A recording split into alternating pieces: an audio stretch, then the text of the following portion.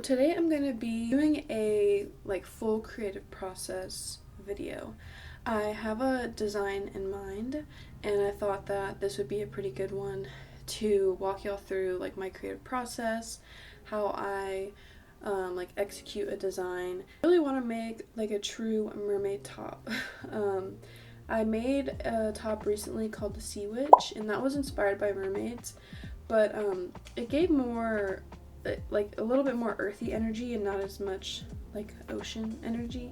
So I wanted to do a more accurate mermaid top this time around. So I'll be just breaking down step by step, kind of the outline that I follow, because it's not the same each time, but I do follow a general direction of how I go about making a design.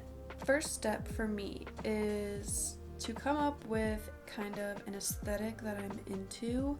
There are lots of different aesthetics out there and styles that you can get inspired by to incorporate into your artwork. Pinterest is a great place to find an accumulation of photos and colors that can help you kind of narrow down the type of design you want.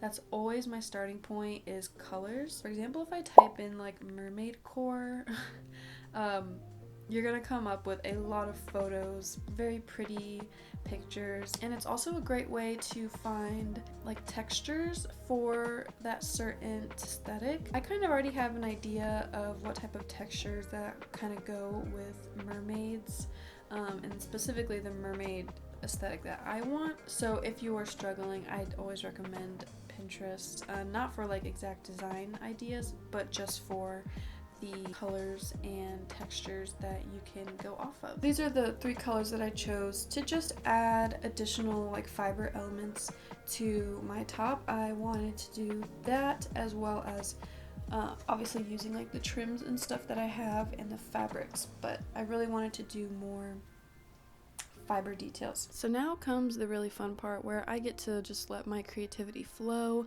I love to just put the tops on a mannequin and then start pinning different elements onto the top with sewing pins. So I started with this really nice gauzy white fabric, and to create a flowy bottom portion, and then of course the distress knitting, which looks like some sort of netting that a mermaid would get tangled in or something like that. That's kind of what I was thinking. I wanted to add this lacy piece, but I don't know, it wasn't really fitting the shape, so I do end up taking that off. But this is just part of the trial and error process.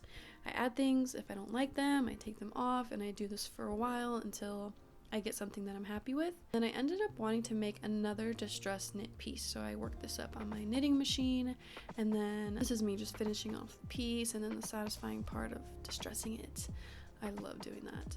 And then I end up throwing that on the top, pinning it, making this really nice symmetrical crisscross, and I thought it just looked amazing. Really happy. Tried to do some lace, didn't like that, took it off. The trim back on to see how it would look, and then I see this gap here, and it's really a puzzle. I just want to fill the space and create nice shaping, so I added this beaded trim along the sides of the top to fill that space, and it ended up looking so good.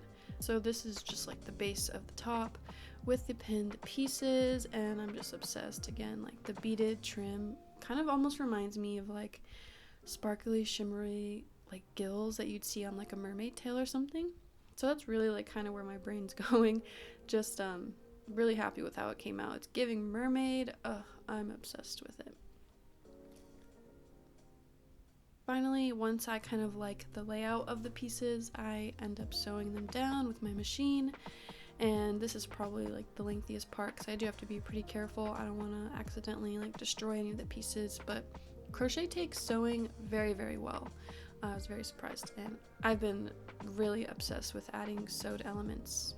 I finished the main sewing portion of the top, got everything on that I wanted to.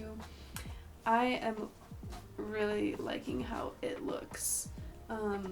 The little jewels here and the pearls along the bust, and just this knit distressed fabric.